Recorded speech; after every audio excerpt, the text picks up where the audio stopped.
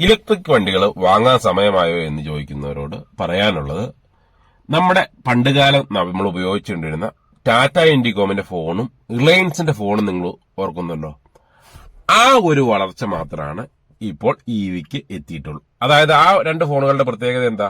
ആ രണ്ട് ഫോണുകൾക്ക് സിം നമുക്ക് മാറ്റാനോ പറ്റില്ല. ആ കമ്പനിയിൽ നിന്ന് വരുന്ന പോലെ തന്നെ നമ്മളത് യൂസ് ചെയ്യേണ്ട ഒരു അവസ്ഥയായിരുന്നു ടാറ്റ ഇൻഡികോമിന്റെ റിലയൻസിന്റെ ആ ഫോൺ. അതേ ഒരു വളർച്ച മാത്രമാണ് ഇവിക്ക് എത്തിയിട്ടുള്ളൂ. കാരണം ഇപ്പോഴത്തെ ഇവി നമുക്കറിയാലോ, ടാറ്റയുടെ വണ്ടിയാണെങ്കിൽ അതിന്റെ ബാറ്ററി നമുക്ക് മാറ്റാൻ അങ്ങനെയുള്ള കാര്യങ്ങൾ പറ്റില്ല. അത് നമുക്ക് ചാർജ് ചെയ്ത് ഉപയോഗിക്കാം എന്നുള്ളൊരു അവസ്ഥ മാത്രമാണ്. പക്ഷേ ഇവിയുടെ ഏറ്റവും അഡ്വാൻസ് ആയിട്ടുള്ള ടെക്നോളജി എന്താണെന്നറിയാമോ? അതായത് ഇലക്ട്രിക് വണ്ടികൾ, ഇതിപ്പോ മാരുതിയുടെ ആണേലും ഹുണ്ടായിയുടെ ആണേലും ടാറ്റയുടെ ആണേലും ഏത് വണ്ടിയുടെ ആണേലും ബാറ്ററികൾ ഒരുപോലെയാവും.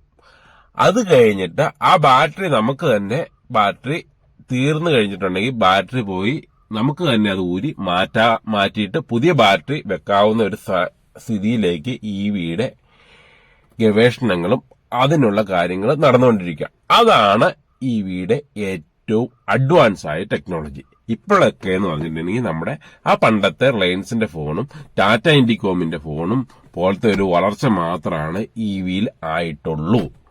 അതായത് ആ സമയത്തുള്ള നമുക്കുള്ള ഗുണം എന്ന് പറഞ്ഞിട്ടുണ്ടെങ്കിൽ, നമ്മൾ ഏതെങ്കിലും ചാർജിങ് സ്റ്റേഷനിൽ ചെന്ന് കഴിയുമ്പോൾ പെട്രോൾ പമ്പ് പോലെ ആ സമയത്തേക്ക് ചാർജിങ് സ്റ്റേഷനുകളും ബാറ്ററി ഇതുപോലെ റീഫിൽ ചെയ്ത് കൊടുക്കുന്ന സ്ഥലങ്ങളും വരും. നമ്മളുടെ ഓടി തീർന്ന, അതായത് ചാർജ് തീർന്ന ബാറ്ററി നമ്മളവിടെ കൊണ്ടുപോകുന്നു.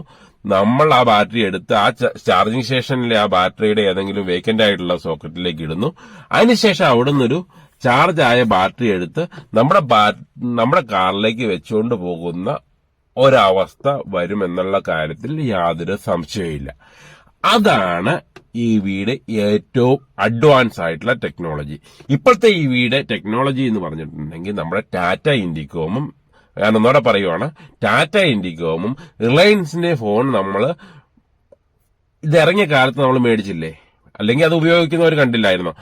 ആ ഒരു വളർച്ച മാത്രമാണ് ഇവിയിൽ എത്തിയിട്ടുള്ളൂ. ഇനി ഇവി ഡെവലപ്പ് ആവാനുണ്ട്, അഡ്വാൻസ് ആവാനുള്ളത് ഉണ്ട്. അപ്പൊ ശരിക്കും പറഞ്ഞാൽ ഇവി മേടിക്കണോ എന്ന് ചോദിച്ചു കഴിഞ്ഞിട്ടുണ്ടെങ്കിൽ കാശുള്ള ആൾക്കാർ ഇവി മേടിക്കുക. കാരണം കമ്പനികൾക്ക് ഗവേഷണം നടത്തുന്നതിന് വേണ്ടി കാശ് ഇതുപോലെ അവരിറക്കുന്ന പ്രൊഡക്റ്റുകൾ മേടിച്ചാൽ മാത്രമല്ല അവർക്ക് കുറച്ചുകൂടെ ഡെവലപ്പ് ആകാൻ പറ്റുള്ളൂ. സാധാരണക്കാരനെ സംബന്ധിച്ച് ഇവി ഇപ്പൊ മേടിച്ചു കഴിഞ്ഞിട്ടുണ്ടെങ്കിൽ അതിന് റീസെൽ വാല്യൂ, നിങ്ങൾക്ക് തന്നെ അറിയാം, റീസെൽ വാല്യൂ ഒന്നുമില്ല. പണ്ടത്തെ എന്ന് പറഞ്ഞിട്ടുണ്ടെങ്കിൽ ഓട്ടോമാറ്റിക് വണ്ടികളുടെയൊക്കെ അവസ്ഥ എന്നായിരുന്നു, അതിന് റീസെൽ വാല്യൂ കുറവായിരുന്നു. ഇപ്പോഴത്തെ ഓട്ടോമാറ്റിക് വണ്ടികൾ വളരെ അഡ്വാൻസ് ആയി. അതുപോലെ ഒരു അഡ്വാൻസ് ആവുന്ന അവസ്ഥ, ഏറ്റവും അഡ്വാൻസ് ആയ അവസ്ഥ എന്ന് പറഞ്ഞിട്ടുണ്ടെങ്കിൽ ഇതാണ്. അതായത് ബാറ്ററി സ്വൈപ്പ് ചെയ്യുന്ന അവസ്ഥയിലേക്ക് എത്തിക്കഴിയുമ്പോഴേക്കും ഈ ഇവി വണ്ടികൾക്ക് ഇപ്പൊ ഇല്ലാത്ത റീസെയിൽ വാല്യൂ എല്ലാം ആ സമയത്തുണ്ടാകും. അതാണ് ഇവിയുടെ ഏറ്റവും അഡ്വാൻസ് ആയ ടെക്നോളജി.